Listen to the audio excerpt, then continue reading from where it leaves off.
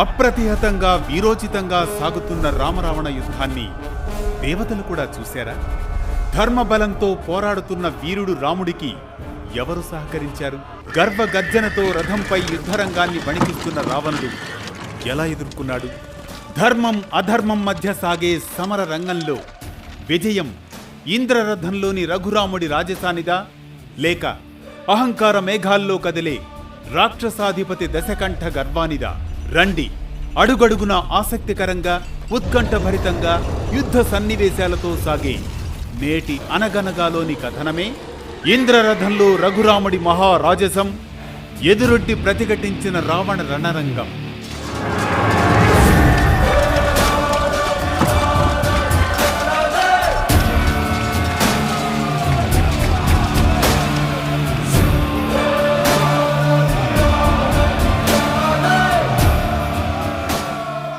అనగనగా అది త్రేతాయుగం. రామరావణ యుద్ధం భీకరంగా సాగుతున్న సమయం. రావణుడు ప్రయోగించిన శక్తి అస్త్రంతో మూర్ఛిల్లిన లక్ష్మణుడు సంజీవినితో మళ్లీ పునరుత్తేజం పొంది రాముడితో కలిసి మళ్లీ యుద్ధరంగంలో ప్రవేశిస్తాడు. ముందుకు సాగుతాడు. ఆ సమయంలో ఆ రామరావణ యుద్ధాన్ని ఆకాశంలో నుండి చూస్తారు దేవతలు, ఇంద్రుడు తదితరులు. చూడండి, దుర్మార్గుడు దుష్టుడు అయిన రావణుడు రథంలో ఉండి యుద్ధం చేస్తున్నాడు. ధర్మాత్ముడు మహానుభావుడైన రాముడు నేలపై నిలబడే పోరాడుతున్నాడు. ఇది సమాన యుద్ధం కాదు అంటూ అభిప్రాయపడతారు దేవతలు, ఇంద్రుడు. ఆ సమయంలో వాయుదేవుడు, మహారాజా, రాముని ఆయుధ విద్య సముద్రం లాంటిది.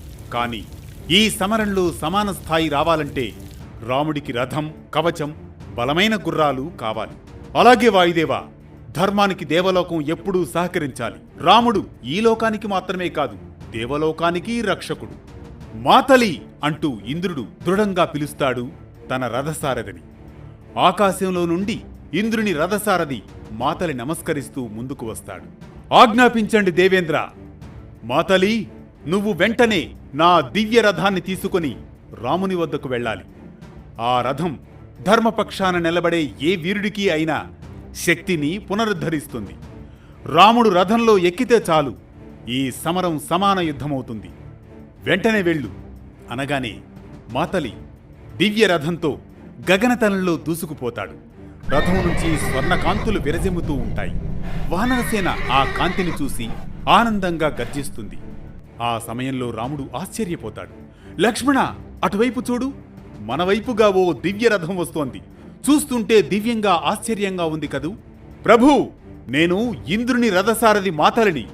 దేవేంద్రుడు మీ ధర్మయుద్ధానికి సహాయం చేయమని నన్ను పంపించాడు. పూర్తిగా స్వర్ణంతోనే ఈ రథం నిర్మించబడింది. ఇందులో అక్షయ బాణ తూణీరాలు, ఇంద్రుడు పట్టుకునే ధనుస్సు ఉన్నాయి. అంతేకాదు, శక్తి ఆయుధం మీకిమ్మని ఇంద్రుడిచ్చాడు. మీరు ఈ రథాన్ని అధిరోహించండి. నేను మీకు సారథ్యం వహిస్తాను. శ్రీ మహావిష్ణువును గరుడు వహించినట్లు నేను మీకు సారథ్యం వహిస్తాను. ఈ దివ్యరథం, అమోఘ బాణాలు, బలమైన గుర్రాలు మీకోసమే. ఇదిగో స్వీకరించండి. ఓ అలాగా మాతలి, సంతోషం. దేవతలందరి దయ నా వెన్నంటి ఉందని ఈ రథం రాకతో నాకు తెలిసినది. దేవతలందరికీ కృతజ్ఞతలు అంటూ రథానికి నమస్కరించి, మాతలి, రావణుని అహంకారాన్ని ఈ యుద్ధరంగంలో నేలకూలుస్తాం అంటూ రథాన్ని అధిరోహిస్తాడు శ్రీరాముడు. మాతలి సారథిగా రథపగ్గాలు బిగిస్తాడు. రథచక్రాల గర్జనతో రణరంగం మళ్లీ కంపిస్తుంది. ఆ సమయంలో రణరంగం మాతలి సారథ్యంలోని దివ్య రథంపై శ్రీరాముడు, మరోవైపు మాయా విహంగంలా దూసుకు వస్తున్న రావణుని రథం.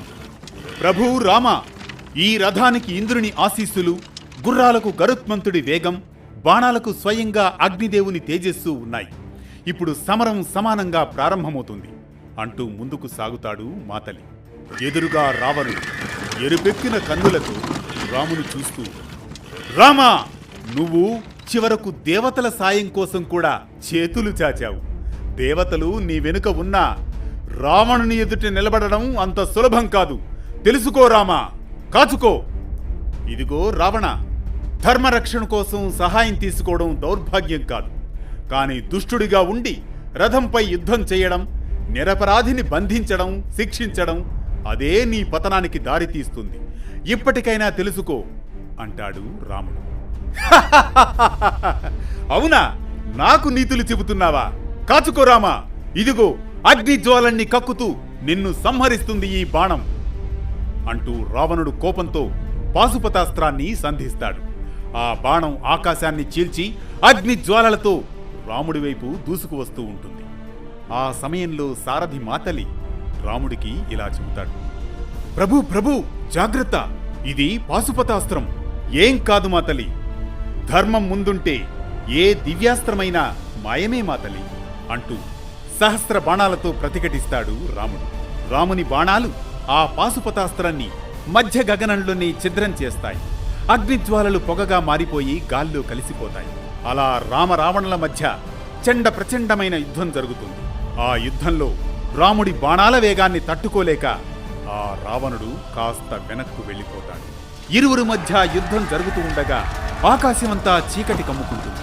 పగటి వేళైన వారిద్దరి బాణ పరంపర ఆకాశాన్ని కప్పివేస్తుంది. అప్పుడు రాముడంటాడు, వానరులారా, ఇక మీరెవ్వరూ యుద్ధం చేయకండి. అలా నిలబడి చూస్తూ ఉండండి చాలు. రాముడో రావణుడో ఇవాళ తేలిపోవాలి అంటాడు రాముడు. ఇది ఇంద్రరథంలో రఘురాముడి మహారాజసం ఎదురొడ్డి ప్రతిఘటించిన రావణ రణరంగం. ఈ కథనం మనకిచ్చే సందేశం ఒక్కటే. రామునికి ఇంద్రుని రథం సారథి లభించినట్లే ధర్మయోధుడికి నిజాయితీపరుడికి సహాయం ఆలస్యమైనా శక్తులు సత్యం తోడ్పడతాయని, అలాగే అధర్మం ఎంత బలంగా ఉన్నా చివరకు జయించేది ధర్మమేనని. ఇది కేవలం ఒక పురాణ ఘట్టం కాదు, మన మనసులో ప్రతి క్షణం సాగే సత్య అసత్య పోరాటానికి ప్రతిబింబం. వేటు న్యూస్ అనగనగా కథా పయనంలో ఇప్పటి ఈ చిరు విరామం రేపటి ధర్మ జ్యోతి ప్రజ్వలనకు ఆహ్వానం.